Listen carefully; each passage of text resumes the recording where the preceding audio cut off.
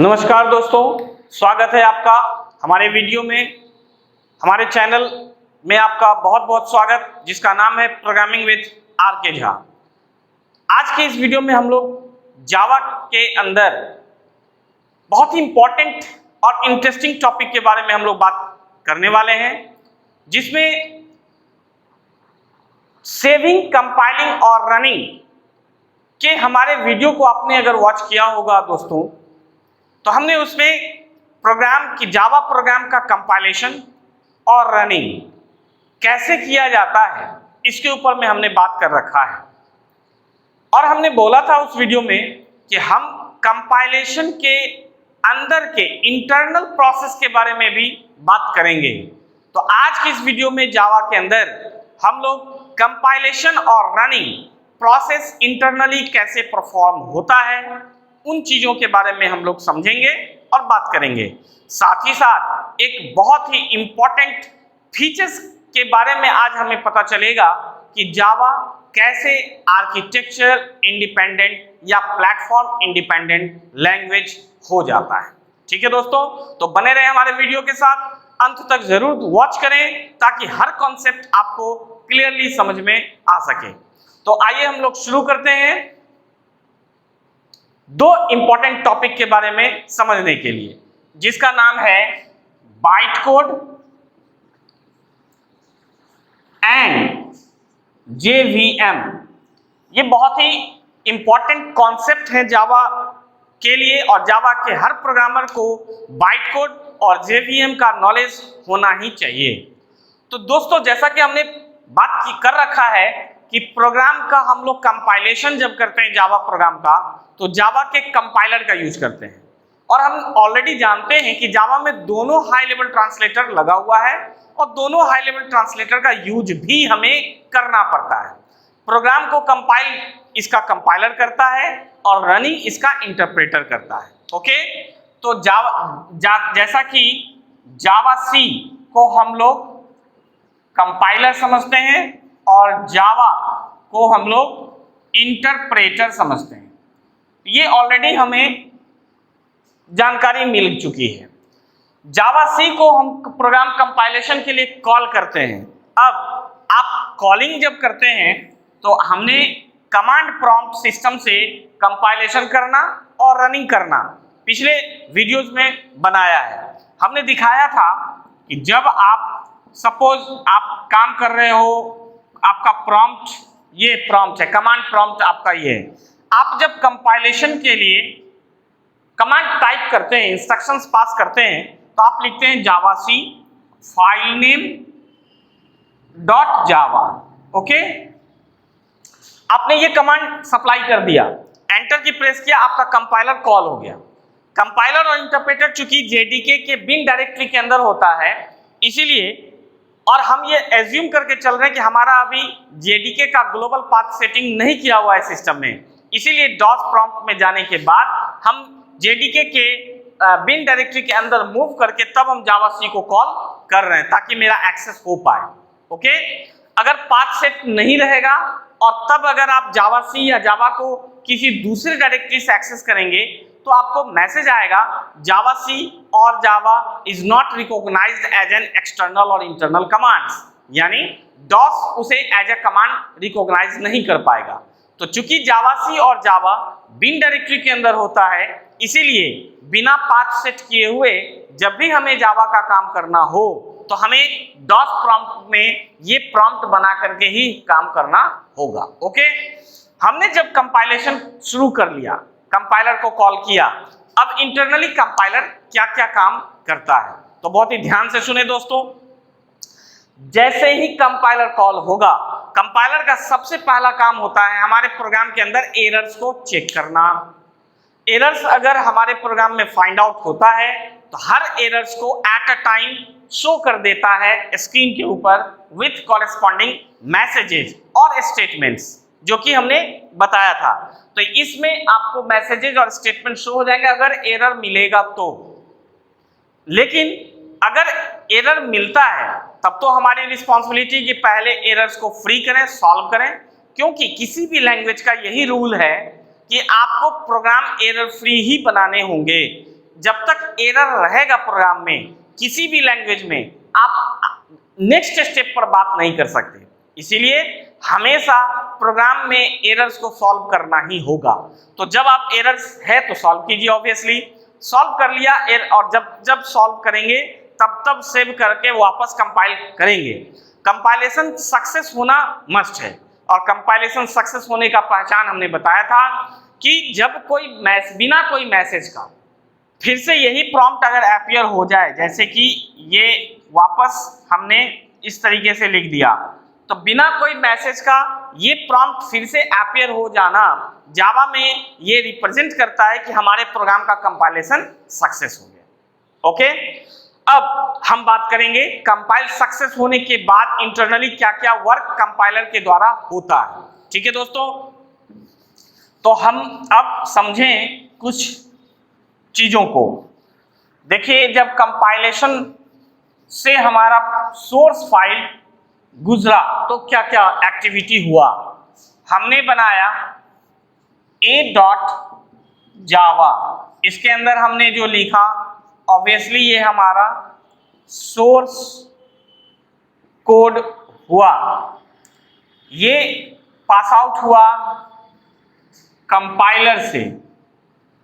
Compiler से पास होने के बाद दो सिचुएशन होगा, इफ सक्सेस और यहां होगा इफ एरर। अगर एरर होता है तब यहां एरर रिपोर्टिंग होगा।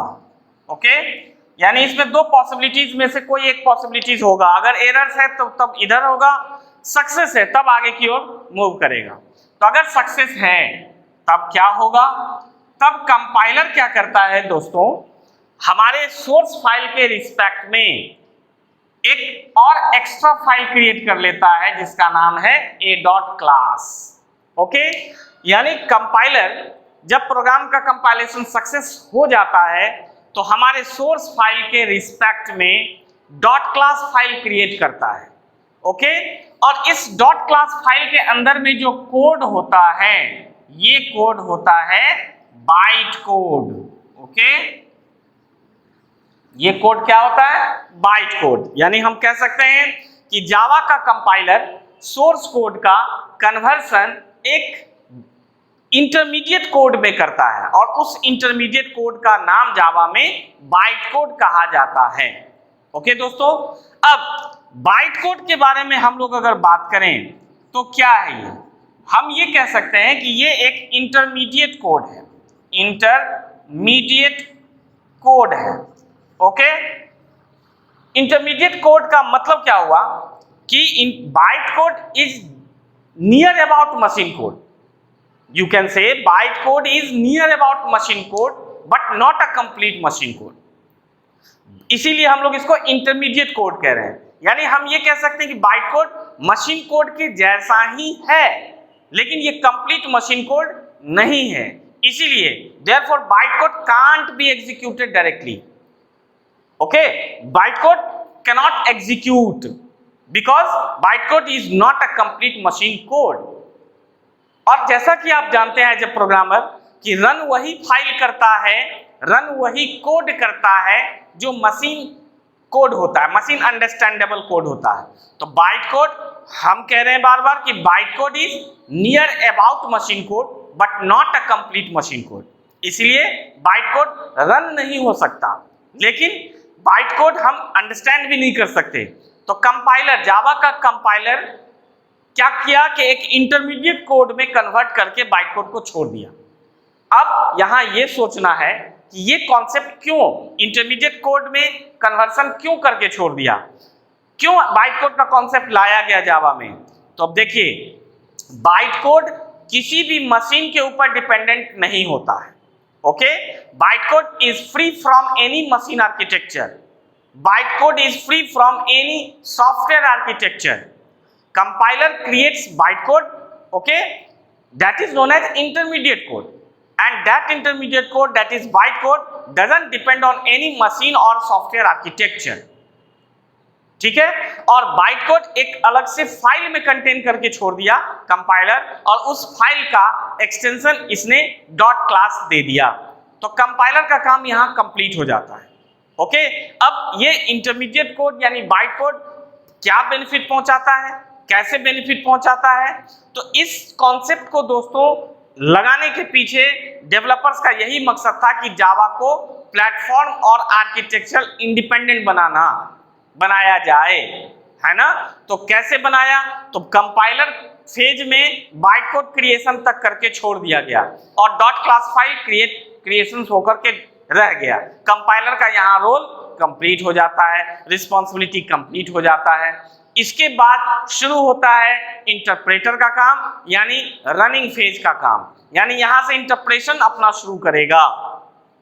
तो हम उम्मीद है कि बाइट कोड के बारे में आप समझ चुके होंगे कि बाइट कोड कंपाइलर के द्वारा क्रिएट होता है, कंपाइलेशन सक्सेस होने के बाद सोर्स कोड का कन्वर्सन इंटरमीडिएट कोड में हुआ, वही इंटरमीडिएट कोड बाइट कोड हुआ।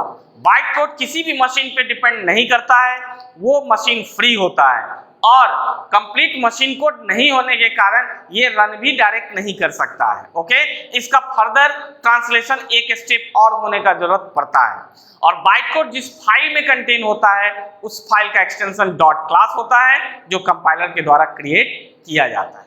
तो हम अब इसके बाद देखते हैं कि इसके आगे कौन सा काम शुरू हुआ।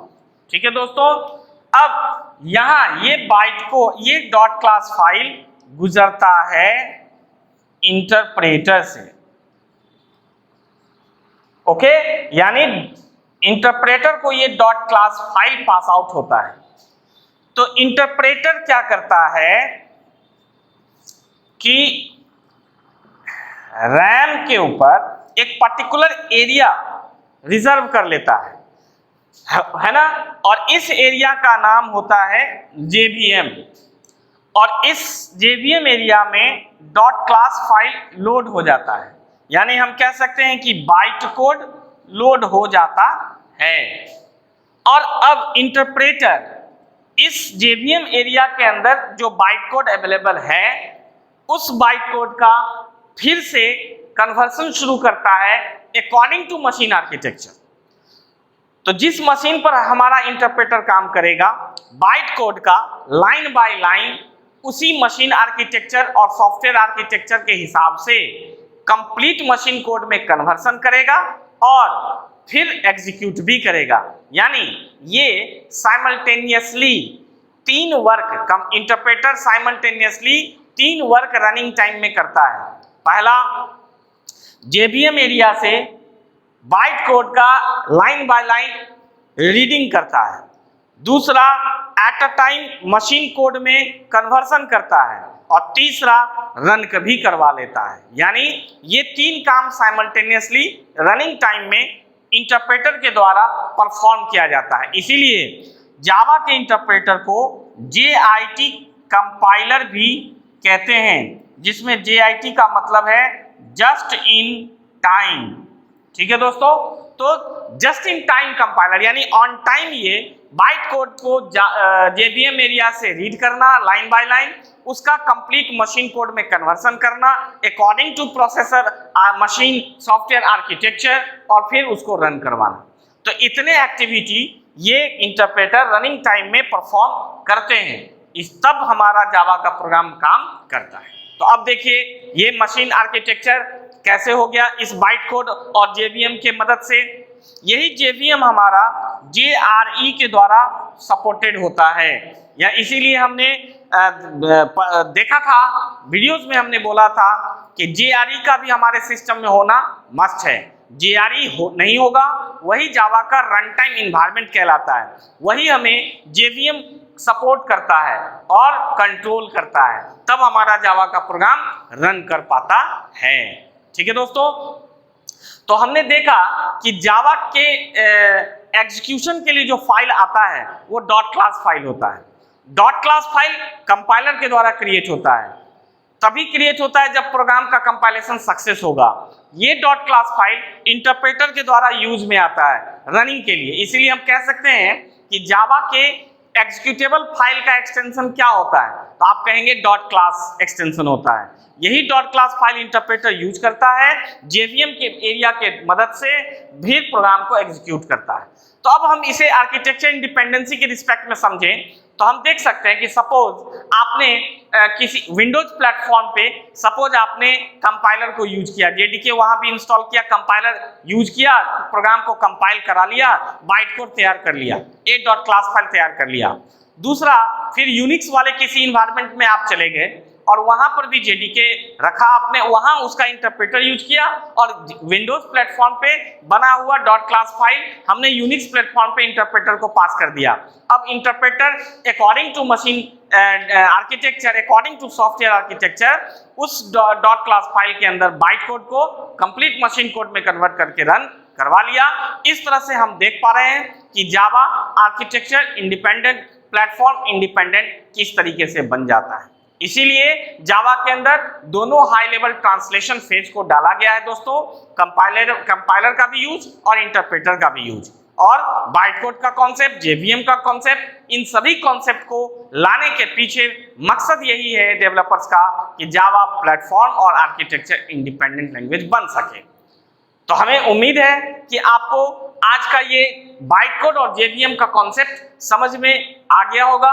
जावा के आर्किटेक्चर इंडिपेंडेंट होने के पीछे का रीजन भी आपको समझ में आ गया होगा, कैसे कैसे कंपाइलर और इंटरप्रेटर काम करता है वो समझ में आ गया होगा। तो हमारे वीडियोस को वॉच करें, कॉन्सेप्ट को समझें। कोई भी डिस्कशन हमसे करना हो, कमेंट बॉक्स के जरिए आप अपना कमेंट जरूर शेयर करें हमसे, ताकि हम समझ सकें कि हमारी बातें आप तक पहुंच पा रही है, कितने मजे से, कितने इंटरेस्ट से आप हमारी बातों को समझते हैं और सीख पा रहे हैं। अपना कमेंट्स हमसे जरूर शेयर करें ताकि हम उस पर और ज्यादा से ज्यादा वर्क कर सकें। मिलते हैं नेक्स्ट वीडियो में जावा के कुछ नेक्स्ट टॉपिक के साथ। इस वीडियो से विदा लेते हुए हैव अ नाइस डे दोस्तों, थैंक यू।